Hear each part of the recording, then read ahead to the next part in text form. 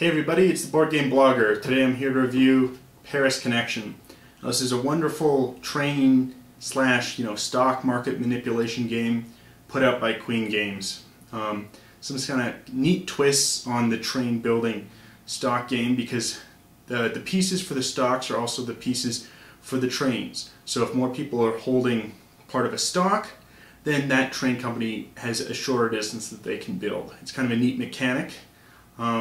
I don't know how thematic that is, but it is definitely a really neat mechanic, and it adds to a lot to this game. This game plays really quick. Even with 6 players, can play on under an hour. At the end, you can have some analysis paralysis depending on the type of player you are, because you're seeing guessing what stocks other people have. Stocks are randomly distributed at the beginning of the game. Different variable depending on how many players in each game. But then as people trade stocks, you can see what people are trading for. Their total stocks are remained hidden behind a privacy screen, but you can see what they're purchasing and what they're giving up to get that. People could feint with that, obviously. Rulebook is pretty simple.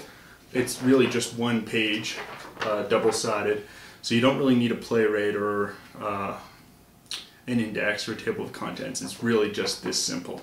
But it's very simple to learn, I think difficult to master. There's just a lot of depth to the game. It's reading the other players, what they're doing, how they're building their trains.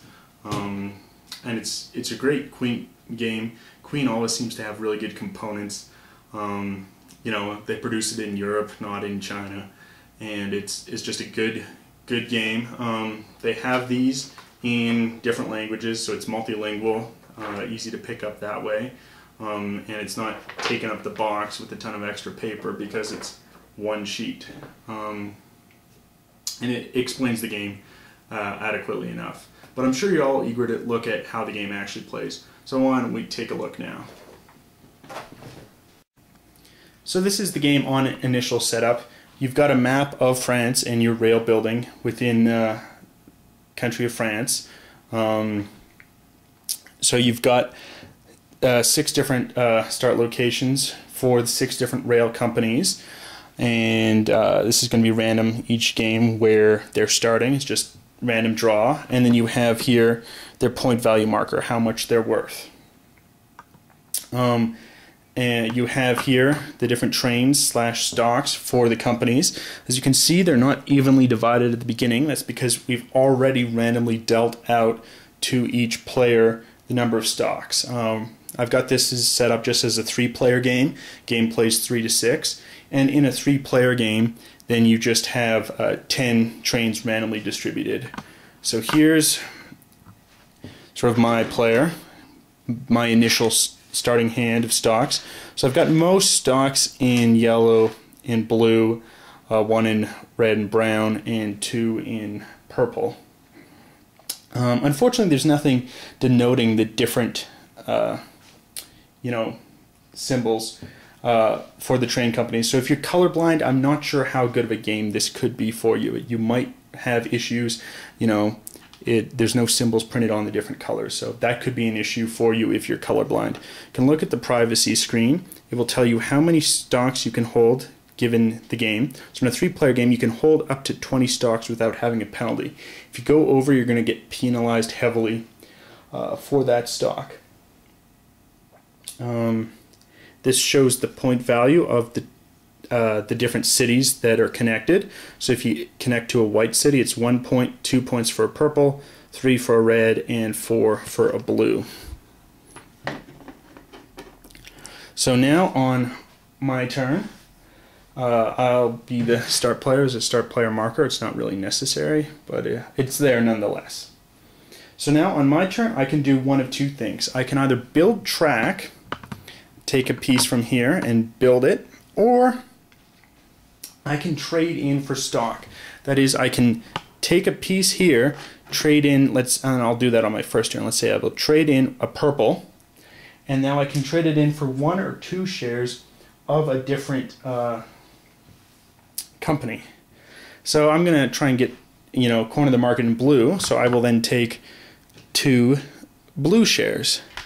You know, I'm not really close to my 20 limit, so I think it's fine to do 1 for 2 trades now. Later on, when you're at the full 20, you really can only do the 1 for 1 trades and not go over the limit.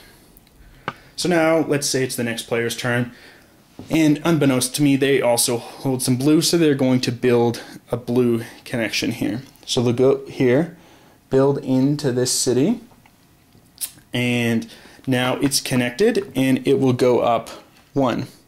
Now, some of the rules for building track is you cannot cross these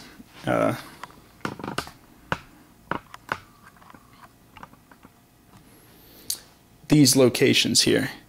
You just can't build over that type of track. You can never have 2 locomotives of the same color in a square, but you can have 2 locomotives of the same color in a rural square. Can't both be in the city, but could be in a rural square. So let's say next player, they're going to also play blue there. And now it's back to me. I've also got a lot of yellow, and I want yellow to be proactive. So I will then take a yellow and put it here. So they can both be in the same location. It now goes on to the next player. They will, you know, maybe have some red. They're going to start building out here, and you've got to obviously have it connected all to the same location. Now the game will continue in this manner, and then there's 2 ways in which the game can end, and then you score up the value of points. We have Marseille right here down in the corner. So if someone can build a train route connecting all the way to Marseille, that will then end the game, and then you score up the value of the stocks that you own versus how valuable they are on the value meter. So it's really not that you're owning the rails that you're building on the map, but you're owning stocks in the company. And that can change throughout the game. You might liquidate all of your blue stocks and invest heavily in red, as you see that the red player is, you know, the red company becoming much more valuable. However, you were hard limited here. You know, there's only so many red pieces that are stocks, but they also count as the trains on the map. So it's just a neat mechanism that, you know, the bigger the company is on the map, the less stock is actually available to be owned. And when you trade in stocks, people find out what you're trading out of and what you're trading into. And, you know, people will block you accordingly. You know, people might try to, you know, if they are aware you've got a lot of red, they'll just build red on rural areas not leading anywhere and try and knock you out there. It's, you know, a lot of great interaction, a lot of fun, a lot of trying to read other players. I think it's a neat twist on the stock mechanism, just limiting your choices there. And it's just tough, difficult choices. Even though each turn you only have 1. Build track, trade stock. That's it. But where you build, how you trade, how you're negotiating with other players makes this a really, really fun game. I think Queen's got a great winner here. Highly recommend this if you're at all interested in train games, if you like stock games, if you want a game that just plays in an hour, you can introduce to almost non-gamers. It's just an all-around great game. Anyway, till next time, I'm the Board Game Blogger.